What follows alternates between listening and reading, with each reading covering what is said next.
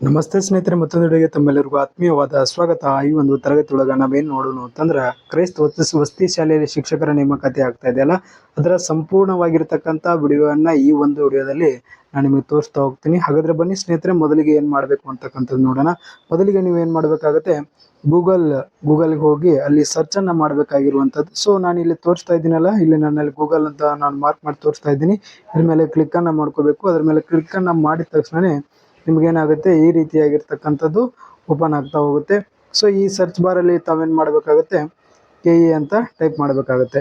So ಈ ರೀತಿ KE type ಮಾಡಿದ ತಕ್ಷಣ ಈ KE ವೆಬ್ಸೈಟು ಓಪನ್ ಆಗುತ್ತೆ. ಸೊ KE ವೆಬ್ಸೈಟ್ ಓಪನ್ ಆಗುತ್ತೆ. ಸೊ ಯಾವ ರೀತಿ ಅಪ್ಲಿಕೇಶನ್ ಹಾಕಬೇಕು ಅಂತಕ್ಕಂಥದ್ದು ಸಂಪೂರ್ಣವಾಗಿರ್ತಕ್ಕಂಥ ವಿಡಿಯೋವನ್ನು ನಾನು ಇಲ್ಲಿ ತೋರಿಸ್ತಾ ಹೋಗ್ತೀನಿ.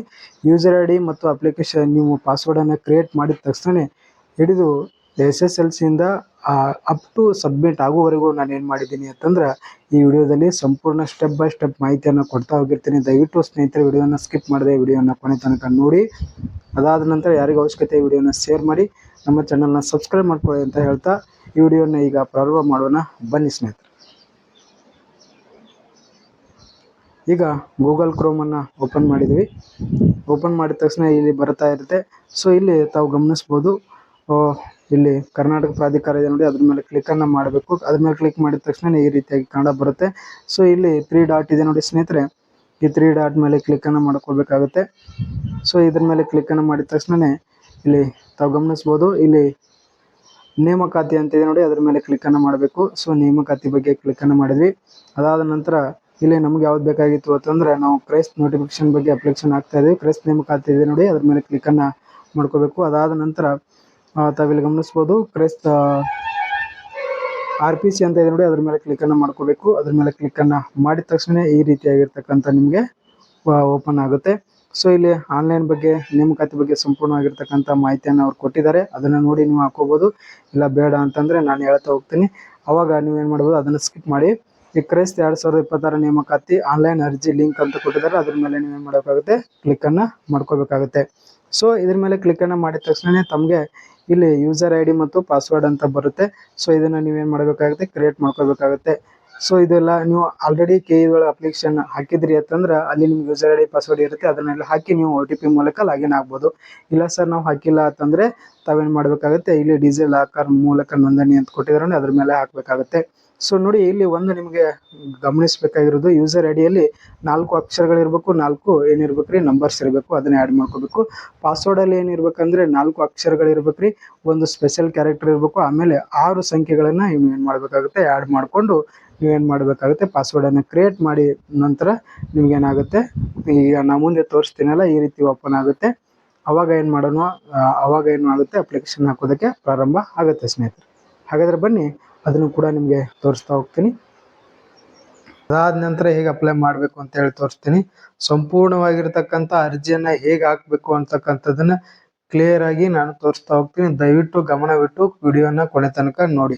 ಸಂಪೂರ್ಣವಾಗಿ ಸ್ವಲ್ಪ ಮಾತ್ರ ತೋರಿಸಲ್ಲ ನಾನು.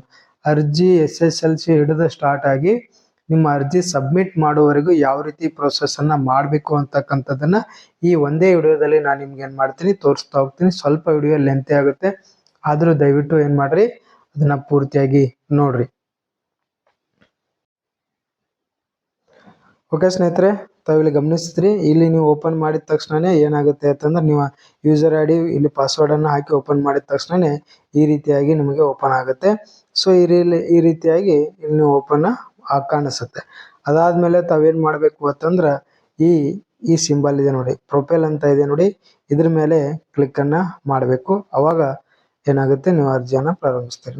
ನೀವು ಅಲ್ಲಿ ಕ್ಲಿಕ್ಕನ್ನು ಮಾಡಿದ ತಕ್ಷಣ ಇಲ್ಲಿ ನಾನು ಬೇರೆಯವ್ರು ತೋರಿಸ್ತಾ ಇದ್ದೀನಿ. ಸೊ ಇಲ್ಲಿ ಏನು ಬರುತ್ತೆ ಅಂತಂದ್ರೆ, ಇಲ್ಲಿ ನಿಮ್ಮ ಎಲ್ಲ ಮಾಹಿತಿಗಳು ಬರ್ತಾ ಹೋಗುತ್ತೆ, ಮೂಲ ದಾಖಲೆಗಳು ಇಲ್ಲಿ ಬರುವಂಥದ್ದು.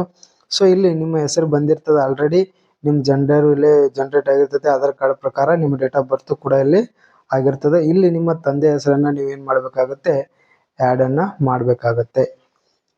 ಓಕೆ, ತಂದೆ ಹೆಸರನ್ನು ಆ್ಯಡ್ ಮಾಡ್ತೀರಿ. ನಂತರ ಇಲ್ಲಿ ತಾಯಿ ಹೆಸರನ್ನು ಹಾಕಬೇಕು, ಇಲ್ಲಿ ನಿಮ್ಮ ಮೊಬೈಲ್ ಸಂಖ್ಯೆಯನ್ನು ಹಾಕಬೇಕು, ಇಲ್ಲಿ ನಿಮ್ಮ ಸ್ಟೇಟನ್ನು ಸೆಲೆಕ್ಟ್ ಮಾಡಬೇಕಾಗಿರುತ್ತೆ. ಆಮೇಲೆ ಡಿಸ್ಟಿಕನ್ನು ಹಾಕಬೇಕು, ಇಲ್ಲಿ ನಿಮ್ಮ ತಾಲೂಕನ್ನು ಹಾಕಬೇಕಾಗುತ್ತೆ. ಇದು ನಿಮ್ಮ ಆಧಾರ್ ಕಾರ್ಡಿನ ಪ್ರಕಾರವಾಗಿ ನಿಮ್ಮ ಅಡ್ರೆಸ್ ಸೆಲೆಕ್ಟ್ ಆಗಿರ್ತದೆ ಮತ್ತು ಇಲ್ಲಿ ಪಿನ್ ಕೋಡ್ ಕೂಡ ಸೆಲೆಕ್ಟ್ ಆಗಿರ್ತದೆ. ನೀವು ಕನ್ನಡ ಮೀಡಿಯಂ ಓದಿದ್ರಿ ಅಂದ್ರೆ ಇಲ್ಲಿ ಎಸ್ ಅಂತ ಮಾಡ್ರಿ. ನೀವು ಮದುವೆ ಆಗಿದ್ರಿ ಅಂತಂದ್ರೆ ಎಸ್ ಅಂತ ಟೈಪ್ ಮಾಡ್ರಿ. ಇಲ್ಲಿ ನಿಮ್ಮ ಯಾರು ಗಂಡ ಹೆಣ್ಮಕ್ಳು ಆಗ್ತಾ ಇದ್ರೆ ಗಂಡನ ಹೆಸರು ಹಾಕ್ರಿ, ಗಂಡ ಆಗ್ತಾ ಇದ್ರೆ ನಿಮ್ಮ ಮನೆಯವರ ಹೆಸರನ್ನ ಅಲ್ಲಿ ಹಾಕಿ. ಆನಂತರ ಇಲ್ಲಿ ಇಮೇಲ್ ಐಡಿಯನ್ನ ನೀವು ಹಾಕ್ಲೇಬೇಕು ಕಂಪಲ್ಸರಿ ಆಗಿ. ಅಡಿಷನಲ್ ಮತ್ತೆ ಇನ್ನೊಂದು ನಂಬರನ್ನ ಇಲ್ಲಿ ಕೇಳಿದರೆ ಅದನ್ನ ಕಂಪಲ್ಸರಿ ಆಗಿ ನೀವು ಹಾಕ್ಲೇಬೇಕಾಗುತ್ತೆ. ಆಮೇಲೆ ನಿಮ್ಮ ಹೈಟ್ ಎಷ್ಟಿದೆ ಮತ್ತೆ ನಿಮ್ಮ ವೇಟ್ ಎಷ್ಟಿದೆ ಅಂತಕ್ಕಂಥದ್ದನ್ನ ನೀವು ಇಲ್ಲಿ ಏನ್ ಮಾಡಬೇಕು, ಹಾಕ್ತಾ ಹೋಗ್ಬೇಕು. ಓಕೆ ಸ್ನೇಹಿತರೆ, ಇಲ್ಲಿ ನಿಮ್ಮ ನಂಬರನ್ನ ಹಾಕ್ತೀರಿ, ಇಲ್ಲಿ ಅಡಿಷನಲ್ ನಂಬರನ್ನ ಹಾಕಬೇಕಾಗುತ್ತೆ. ಆಮೇಲೆ ನಿಮ್ಮ ಹೈಟು, ಆಮೇಲೆ ನಿಮ್ಮ ವೇಟ್ ಎಷ್ಟಿದೆ ಅಂತಕ್ಕಂಥದ್ದನ್ನ ನೀವು ಹಾಕಬೇಕು. ಇದಾದ ನಂತರ ತಮಗೆ ಇಲ್ಲಿ ತೋರಿಸ್ತದೆ. ಮುಂದೆ ನೋಡಿ, ಇಲ್ಲಿ ನೀವು ಕನ್ನಡ ಪಾಸ್ ಆಗಿದ್ರಿ ಅಂದ್ರೆ ಎಸ್ ಅಂತ ಹಾಕ್ಬೇಕು. ಇಲ್ಲಿ ನೀವು ಎಕ್ಸಾಮ್ ಅನ್ನ ಯಾವಾಗ ಬರ್ದಿದ್ರಿ ಅದ್ರ ಡೇಟ್ ಹಾಕ್ಬೇಕು. ಮತ್ತೆ ಇದನ್ನ ನೀವು KPSC ಬರ್ದಿರೋ ಹಾಕ್ಬೋದು, KA ಬರ್ದಿರೋ ಕೊಡ್ತಕ್ಕಂಥ ರಿಜಿಸ್ಟರ್ ನಂಬರನ್ನ ನೀವು ಇಲ್ಲಿ ಹಾಕಿ ಆಮೇಲೆ ಸೇವ್ ನೆಕ್ಸ್ಟ್ ಅಂತ ನೀವೇನ್ ಮಾಡ್ಬೇಕಾಗುತ್ತೆ, ಕ್ಲಿಕ್ ಅನ್ನ ಮಾಡ್ಬೇಕಾಗುತ್ತೆ. ಇದಾದ ನಂತರ ಸೇವ್ ನೆಕ್ಸ್ಟ್ ಅನ್ನ ನೀವು ಕ್ಲಿಕ್ ಮಾಡಿದ ತಕ್ಷಣ ನಿಮ್ದು SSLC ವಿವರವನ್ನ ಕೇಳ್ತಾರೆ. SSLC ವಿವರ ಬಗ್ಗೆ ನೋಡಿ, SSLC ರಿಜಿಸ್ಟರ್ ನಂಬರ್ ಹಾಕ್ಬೇಕಾಗುತ್ತೆ. ನಿಮ್ದು ಯಾವ ಬೋರ್ಡ್ ಇದೆ ಅದನ್ನ ನೀವು ಇಲ್ಲಿ ಎಂಟರ್ ಮಾಡ್ಬೇಕಾಗಿರುವಂತದ್ದು. ನಂತರ ಈ SSLC ಅಲ್ಲಿ ಯಾವ ರೀತಿ ಇದೆ ನಿಮ್ಮ ಹೆಸರು ಅದೇ ರೀತಿ ಟೈಪ್ ಮಾಡಿ. ಆ ನಂತರ ಇಲ್ಲಿ ನಿಮ್ಮ ಡೇಟ್ ಆಫ್ ಬರ್ತ್ ಅನ್ನ ಟೈಪ್ ಮಾಡಿ. ನೀವು ಯಾವ ವರ್ಷ ಪಾಸ್ ಆಗಿದ್ದೀರಿ ಅದನ್ನ ಇಲ್ಲಿ ಟೈಪ್ ಮಾಡಬೇಕಾಗುತ್ತೆ. ನೀವು ಕನ್ನಡ ಮೀಡಿಯಂ ಪಾಸ್ ಆಗಿದ್ರಿ ಅಂದ್ರೆ ಎಸ್ ಅಂತ ಇಲ್ಲಿ ಟೈಪ್ ಮಾಡಬೇಕಾಗಿರ್ತದೆ. ಮತ್ತೆ ಅದೇ ರೀತಿ ನಿಮ್ಮ ಪ್ರಥಮ ಮತ್ತು ದ್ವಿತೀಯ ಭಾಷೆಯಾಗಿ ನೀವು ಸ್ಟಡಿ ಮಾಡಿದ್ರಿ ಅಂತಂದ್ರೆ SSLC ಇಲ್ಲಿ ಏನ್ ಮಾಡ್ಬೇಕಾಗುತ್ತೆ, ಎಸ್ ಅಂತ ಹೌದು ಅಂತ ಹೇಳಿ ನೀವು ಏನ್ ಮಾಡ್ಬೇಕಾಗುತ್ತೆ, ಟೈಪ್ ಮಾಡ್ಬೇಕಾಗುತ್ತೆ. ನಂತರ ಇಲ್ಲಿ ನೋಡಿ, ನಿಮ್ಮ ಮಾಧ್ಯಮ ಯಾವುದು ಅಂತ ಹೇಳಿ ಇಲ್ಲಿ ಆಲ್ರೆಡಿ ಹೇಳಿದೆ. ನಂತರ ನಿಮ್ಮ ಇಲ್ಲಿ ಸ್ಕೂಲಿನ ಹೆಸರನ್ನ ನೀವೇನ್ ಟೈಪ್ ಮಾಡ್ಬೇಕಾಗುತ್ತೆ. ಸರ್, ಇದು ಸ್ಕೂಲ್ ಹೆಸರು ಎಲ್ಲಿ ಸಿಗುತ್ತೆ ಅಂತಂದ್ರೆ ನಿಮ್ಮ SSLC ಮಾರ್ಕ್ಸ್ ಕಾರ್ಡ್ ಅಲ್ಲಿ ಇದರ ಸ್ಕೂಲ್ ಇರುತ್ತೆ, ನಂಬರ್ ಇರುತ್ತೆ, ಹೆಸರು ಇರುವಂತದ್ದು. ಆಮೇಲೆ ನೀವು ಎಷ್ಟು SSLC ಅಲ್ಲಿ ಮಾರ್ಕ್ಸ್ ಪಡೆದಿದ್ದೀರಿ ಅಂತ ಹೇಳಿ ಇಲ್ಲಿ ನೋಡ್ರಿ, ಎಷ್ಟು ಮಾರ್ಕ್ಸ್ ಇದಾವೆ ನಿಮ್ದು 600 ಇದೆ, 625 ಅದನ್ನ ನೋಡಿ. ಆಮೇಲೆ ಎಷ್ಟು ಅಂಕಗಳು ನಿಮಗೆ ಪಡೆದು ಇಲ್ಲಿ ಪರ್ಸೆಂಟೇಜ್ ಆಟೋಮೆಟಿಕ್ ಆಗಿ ಬಂದ್ಬಿಡುತ್ತೆ. ನಂತರ ನೀವೇನ್ ಮಾಡ್ಬೇಕಾಗುತ್ತೆ, ಸೇವ್ ನೆಕ್ಸ್ಟ್ ಅಂತ ಹೇಳಿ ಇಲ್ಲಿ ಕ್ಲಿಕ್ ಅನ್ನ ಮಾಡ್ಬೇಕಾಗುತ್ತೆ. ಇದಾದ ನಂತರ ನಿಮ್ಗೆ ಏನ್ ಮಾಡುತ್ತೆ ಅಂತಂದ್ರೆ ಏನ್ ಮಾಡ್ಬೇಕಾಗುತ್ತೆ ಅಂತಂದ್ರೆ PUC ಡೀಟೇಲ್ಸ್ ಅನ್ನ ತುಂಬಬೇಕಾಗುತ್ತೆ. PUC ನೋಡಿ, PUC ಅಲ್ಲಿ ಏನ್ ಮಾಡ್ಬೇಕಾಗುತ್ತೆ, ನೀವು ಫಸ್ಟ್ಗೆ ಇಲ್ಲಿ ಎಸ್ ಅಂತ ಕೊಡ್ಬೇಕಾಗುತ್ತೆ. ನಂತರ ಇಲ್ಲಿ ನಿಮ್ಗೆ ನಿಮ್ಮ ರಿಜಿಸ್ಟರ್ ನಂಬರ್ ಅನ್ನ ಹಾಕ್ಬೇಕು. ನಂತರ ನೀವು ಎಷ್ಟರಲ್ಲಿ ಪಾಸ್ ಆಗಿದ್ದೀರಿ ಇಯರ್ ಹಾಕ್ಬೇಕು, ಇಲ್ಲಿ ಮಂತ್ ಅನ್ನ ಹಾಕ್ಬೇಕು. ಓಕೆನಾ. ಆಮೇಲೆ ನಿಮ್ಮ ಬೋರ್ಡ್ ಯಾವ್ದಿದೆ ಅದನ್ನ ಹಾಕೊಡ್ರಿ. ಮತ್ತೆ ನೀವು ಯಾವ ಬೋರ್ಡ್ ಅಲ್ಲಿ ನೀವು ಸ್ಟಡಿ ಮಾಡಿದಿರಿ ಅಂತ ಹೇಳಿ ಎಲ್ಲ ಹಾಕ್ಬೇಕು. ಇಲ್ಲಿ ನಾನು ತೋರಿಸ್ತಾ ಇದ್ದೀನಿ ನೋಡಿ, ಡಿಪಾರ್ಟ್ಮೆಂಟ್ ಆಫ್ ಪ್ರೀ ಯೂನಿವರ್ಸಿಟಿ ಅಂತಿದೆ ನೋಡಿ ಅಲ್ಲಿ. ಆಮೇಲೆ ನೀವು ಇಲ್ಲಿ ನಿಮ್ಮ ನೇಮ್ ಅನ್ನ ಹಾಕೋಬೇಕು, PUC ಅಲ್ಲಿ ಏನಿದೆ ಅದೇ ರೀತಿ. ಆಮೇಲೆ ನಿಮ್ಮ ಕಾಲೇಜಿನ ಹೆಸರನ್ನ ಇಲ್ಲಿ ಫಿಲ್ ಮಾಡಬೇಕಾಗುತ್ತೆ. ನೀವು ಎಷ್ಟು ಅಂಕಗಳನ್ನ ಟೋಟಲ್ ಎಷ್ಟು ಮಾರ್ಕ್ಸ್ಗೆ ನೀವು ಎಷ್ಟು ಪಡೆದಿದ್ದೀರಿ ಅಂತ ಹೇಳಿ ಹಾಕಬೇಕು. ಆಮೇಲೆ ಇಲ್ಲಿ ನಿಮ್ಮ ಪರ್ಸೆಂಟೇಜ್ ಜನರೇಟ್ ಆಗುತ್ತೆ. ಸೊ ಇಲ್ಲಿ ಏನ್ ಮಾಡ್ಬೇಕು ಅಂತಂದ್ರೆ ಸೆಲೆಕ್ಟ್ ಅಂತಂದ್ರೆ ನೀವು ಆರ್ಟ್ಸ್ ಇದ್ರೆ ಆರ್ಟ್ಸ್, ಕಾಮರ್ಸ್ ಇದ್ರೆ ಕಾಮರ್ಸ್, ಸೈನ್ಸ್ ಇದ್ರೆ ಸೈನ್ಸ್ ಅನ್ನ ಹಾಕೊಂಡು ಆಮೇಲೆ ಇಲ್ಲಿ ಸೇವ್ ನೆಕ್ಸ್ಟ್ ಅಂತ ಹೊಡಿಬೇಕಾಗುತ್ತೆ. ಸೊ ಸೇವ್ ನೆಕ್ಸ್ಟ್ ಅಂತ ಮಾಡಬೇಕು. ಇದಾದ ನಂತರ ನಿಮಗೆ ಬರುವಂತದ್ದು ಯಾವುದು ಅಂತಂದ್ರೆ ಇಲ್ಲಿ ನೋಡಿ, ಇದು ಬರ್ತಾರೆ HK ಆದಾಯ ಮತ್ತು ಜಾತಿ ಆದಾಯ ಪ್ರಮಾಣ ಪತ್ರ ಗ್ರಾಮೀಣ ಅಂತ ಬರುತ್ತೆ. ಫಸ್ಟ್ಗೆ ಮೀಸಲಾತಿ ಅಂತ ಬರುತ್ತೆ. ಇಲ್ಲಿ ನೀವೇನ್ ಮಾಡ್ಬೇಕಾಗುತ್ತೆ, ಇಲ್ಲಿ ನಿಮ್ಮ RD ನಂಬರ್ ಅನ್ನ ನೀವು ಹಾಕಿದ ತಕ್ಷಣ ಇಲ್ಲಿ ನಿಮ್ಮ ಕಾಸ್ಟ್ ಯಾವ್ದಿದೆ, ಅದು ಕ್ಯಾಟಗರಿ ಯಾವ್ದಿದೆ, ಮತ್ತೆ ನಿಮ್ದು ಏನ್ ರಿಸರ್ವೇಶನ್ ಅಂತ ಹೇಳಿ ಅದು ಆಟೋಮೆಟಿಕ್ ಆಗಿ ತೆಗೆದುಕೊಳ್ಳುತ್ತದೆ. ಓಕೆ. ಇದಾದ ನಂತರ ಇಲ್ಲಿ ನಿಮ್ಮ ರಿಲಿಜನ್ ಅನ್ನ ಹಾಕ್ಬೇಕಾಗುತ್ತದೆ. ನೀವು ಹೈದರಾಬಾದ್ ಕರ್ನಾಟಕ ವಿದ್ಯಾರ್ಥಿ ಆಗಿದ್ರೆ ಇಲ್ಲಿ ಎಸ್ ಅಂತ ಹಾಕಿದ್ರೆ ಅದರ ರಿಜಿಸ್ಟರ್ ನಂಬರ್ ಕೇಳುತ್ತೆ, ಅದನ್ನ ಹಾಕ್ಬೇಕಾಗುತ್ತೆ. ಗ್ರಾಮೀಣ ಭಾಗದ ವಿದ್ಯಾರ್ಥಿಗಳಾಗಿದ್ರೆ ಇದನ್ನ ಇಲ್ಲಿ ನೋಡ್ರಿ ಎಸ್ ಅಂತ ಇದ್ರೆ ಹಾಕೊಡ್ರಿ, ಅದರ ಮೇಲೆ ಡೇಟ್ ಅನ್ನ ಕೇಳ್ತದ. ಓಕೆ. ಅದಾದ ನಂತರ ಬರುವಂತದ್ದು ನಂತರ ಮತ್ತೆ ಕೇಳ್ತಾರೆ, ನೀವು PDP ಇತ್ತು ಅಂತಂದ್ರೆ ಇಲ್ಲಿ ಎಸ್ ಹಾಕಿದ್ರಿ ಅಂದ್ರೆ ಇಲ್ಲಿ ಸರ್ಟಿಫಿಕೇಟ್ ನಂಬರ್ ಕೇಳ್ತಾರೆ, ಅದನ್ನ ಹಾಕ್ಬೇಕಾಗುತ್ತೆ. ಅಕಸ್ಮಾತ್ ನಿಮ್ದು PDP ಇರಲಿಲ್ಲ ಅಂದ್ರೆ ಅಲ್ಲಿ ನೋ ಅಂತ ಹಾಕೊಳ್ರಿ. ನೀವೆಲ್ಲ ಡಿಬಾರ್ ಆಗಿದ್ದೀರಿ ಅಂತ ಕೇಳ್ತಾ ಇದ್ದಾರೆ, ಇಲ್ಲಿ ನೋ ಅಂತ ಹಾಕ್ರಿ, ಇಲ್ಲಿ ನೋ ಅಂತ ಹಾಕ್ರಿ. ನಂತರ ನಿಮಗೆ ಕಂಪ್ಯೂಟರ್ ನಾಲೆಜ್ ಇದೆ ಅಂತ ಕೇಳ್ತಾರೆ, ಎಸ್ ಅಂತ ಹಾಕೊಳ್ರಿ. ನಂತರ ನೀವು ಯಾವ್ದಾರ ಕೋರ್ಸ್ ಮಾಡಿದ್ದೀರಾ ಅಂತ ಕೇಳ್ತಾರೆ, ಅಲ್ಲಿ ಹೊಡೆದ್ರೆ 6 ಮಂತ್, 1 ಇಯರ್, 2 ಇಯರ್ ಡಿಪ್ಲೊಮಾ ಅಂತ ಇದೆ. ನಿಮ್ಗೆ ಇಷ್ಟ ಇದ್ರೆ ಹಾಕ್ರಿ, ಇಲ್ಲ ಅಂತಂದ್ರೆ ನೀವು ಅಷ್ಟೇನ್ನ ಬಿಡಬಹುದು. ಓಕೆ. ಆಮೇಲೆ ತಾವೇನ್ ಮಾಡ್ಬೇಕಾಗುತ್ತೆ, ಇಲ್ಲಿ ನೋಡಿ ನೀವು ಎಕ್ಸ್ ಆರ್ಮಿ ಇದ್ರಿ ಅಂತ ಕೇಳಿದ್ರೆ, ಸಾರಿ ಏಜ್ ರಿಲ್ಯಾಕ್ಸೇಷನ್ ಕೇಳಿದರೆ ಅಲ್ಲಿ ಬೇಕಾಗಿತ್ತು ಅಂದ್ರೆ ನೀವು ಅಲ್ಲಿ ಅದನ್ನ ಸೆಲೆಕ್ಟ್ ಮಾಡ್ಕೋಬಹುದು, ಇಲ್ಲ ಅಂತಂದ್ರೆ ಬಿಡಬಹುದು. ಓಕೆ. ಅದಾದ ಮೇಲೆ ಮೀಸಲಾತಿ ಬಗ್ಗೆ ವಿಶೇಷ ಚೇತನ ಅಂತ ಕೇಳಿದ್ದಾರೆ. ಇದು ನಿಮ್ದು ಇತ್ತು ಅಂತಂದ್ರೆ ನೀವು ಎಸ್ ಹಾಕಿ, ಇಲ್ಲ ಅಂತಂದ್ರೆ ನೋ ಹಾಕಿ ಏನ್ ಮಾಡ್ಬೇಕ್ರಿ, ನೆಕ್ಸ್ಟ್ ಅನ್ನ ಕ್ಲಿಕ್ ಮಾಡ್ಬೇಕಾಗುತ್ತೆ. ಸೊ ನೆಕ್ಸ್ಟ್ ಅನ್ನ ಕ್ಲಿಕ್ ಮಾಡಿದ ತಕ್ಷಣ ನಿಮ್ಗೆಲ್ಲ ಈಗ ಪ್ರಾಬ್ಲಮ್ ಆಗ್ತಾ ಇರೋದು ಇಲ್ಲಿ ಏನ್ರಿ, ನಿಮ್ಮ ಶಿಕ್ಷಣದ ಅರ್ಹತೆ ವಿವರಗಳನ್ನ ಕೊಡಬೇಕಾಗುತ್ತೆ. ಸೊ ಇಲ್ಲಿ ನೀವು ಎಷ್ಟನ್ನ ನೀವು ಅಪ್ಲೈ ಮಾಡ್ತಿದ್ರಿ ಅದನ್ನ ಏನ್ ಮಾಡ್ಬೇಕಾಗುತ್ತೆ, ಇಲ್ಲಿ ಅಡಿಷನಲ್ ಅಂತಿದೆ ನೋಡಿ, ಇಲ್ಲಿ ಹೊಡೆದು ನಿಮ್ಮ ಎಲ್ಲ ಡೀಟೇಲ್ಸ್ ಅನ್ನ ಹಾಕ್ಬೇಕಾಗುತ್ತೆ. ಫಸ್ಟಿಗೆ ಒಂದು ಓಪನ್ ಆಗಿರ್ತದ. ಇಲ್ಲಿ ನೋಡ್ರಿ, ಫಸ್ಟಿಗೆ ಇಲ್ಲಿ ಓಪನ್ ಆದಂತ ಸಂದರ್ಭದಲ್ಲಿ ಇಲ್ಲಿ ನಿಮ್ದು ಯಾವ್ದು ಅಂತ ಕೇಳ್ತಾರೆ. UG ಡಿಗ್ರಿ ಅಂತ ಹಾಕಿದ್ರಿ ಅಂತಂದ್ರೆ ಇಲ್ಲಿ ನೋಡ್ರಿ, UG ಡಿಗ್ರಿ ಹಾಕಿದ್ರು BEd ಬರುತ್ತೆ, BEd ಕೂಡ UG ಡಿಗ್ರಿಯಲ್ಲೇ ಬರುತ್ತೆ.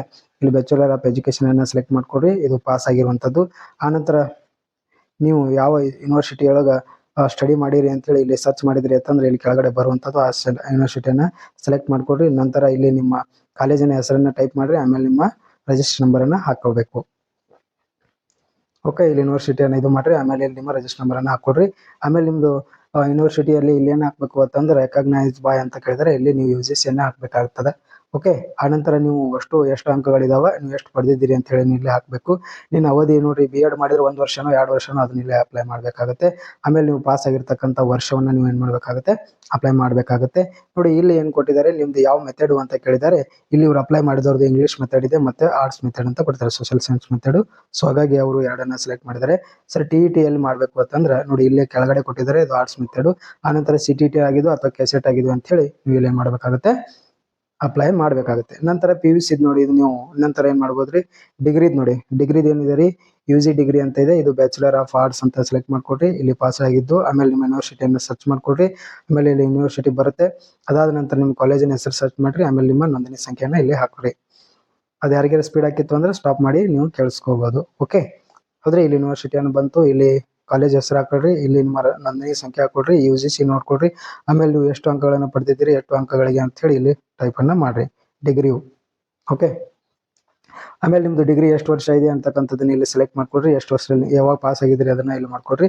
ನಿಮ್ಮ ಡಿಗ್ರಿಯಲ್ಲಿ ಯಾವ ಸಬ್ಜೆಕ್ಟ್ ಇದೆ ಆಪ್ಷನಲ್ ಅದನ್ನ ನೀವು ಸೆಲೆಕ್ಟ್ ಮಾಡ್ಕೋಬೇಕು. ಇವ್ರದ್ದು ಇಂಗ್ಲಿಷ್ ಇದೆ, ಹಿಸ್ಟ್ರಿ ಇದೆ, ಪೊಲಿಟಿಕಲ್ ಸೈನ್ಸ್ ಇದೆ. ಇದನ್ನ ಈ ರೀತಿ ನೀವು ಸೆಲೆಕ್ಟ್ ಮಾಡ್ಕೋಬೇಕಾಗುತ್ತೆ.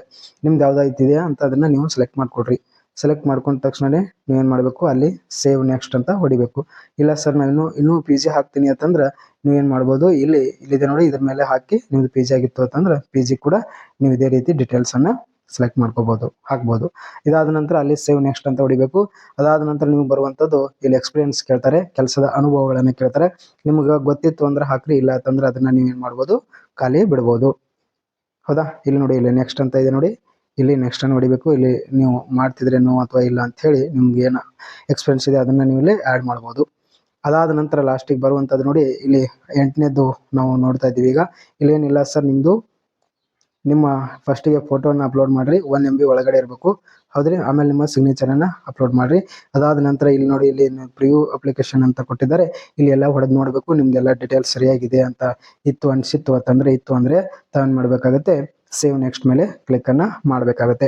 ಈ ಸೇವ್ ನೆಕ್ಸ್ಟ್ ಮೇಲೆ ಕ್ಲಿಕ್ಕನ್ನು ಮಾಡಿದ ತಕ್ಷಣ ನಿಮ್ಗೆ ಏನು ಮಾಡ್ತಾರೆ, ಘೋಷಣೆಯನ್ನು ನೀವು ಏನು ಮಾಡಬೇಕಾಗುತ್ತೆ, ಓದ್ಕೊಂಡು ಅಲ್ಲಿ ನೀವು ಓಕೆ ಅಂತೇಳಿ ಕೊಡಬೇಕಾಗುತ್ತೆ. ಇದೆಲ್ಲ ಓದಿದ ತಕ್ಷಣ ಕೆಳಗಡೆ ನೀವು ಏನು ಮಾಡ್ಬೇಕ್ರಿ,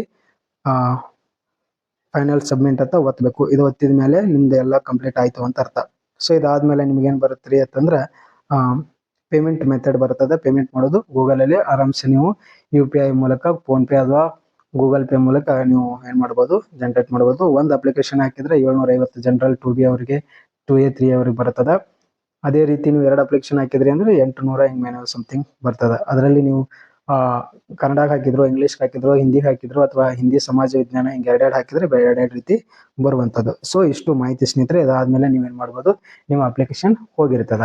ಸೊ ಇದರಲ್ಲಿ ಏನಾದರೂ ನಿಮಗೆ ತೊಂದರೆ ಆಗ್ತಿದ್ದು ಅಂದರೆ ದಯವಿಟ್ಟು ವಿಡಿಯೋ ಕೆಳಗಡೆ ಕಮೆಂಟ್ ಮಾಡಿ. ಯಾರಿಗೆ ಅವಶ್ಯಕತೆ ಇದೆ ವಿಡಿಯೋನ ಶೇರ್ ಮಾಡಿ, ನಮ್ಮ ಚಾನಲ್ನ ಸಬ್ಸ್ಕ್ರೈಬ್ ಮಾಡ್ಕೊಳ್ಳಿ ಅಂತ ಹೇಳ್ತಾ ಮತ್ತೊಂದು ವಿಡಿಯೋಂದಿಗೆ ಮತ್ತೆ ಸಿಗ್ತೀನಿ ಅಂತ ಹೇಳ್ತಾ ಈ ವಿಡಿಯೋನಲ್ಲಿ ಮುಗಿಸ್ತಾ ಇದ್ದೀನಿ. ನಮಸ್ಕಾರ.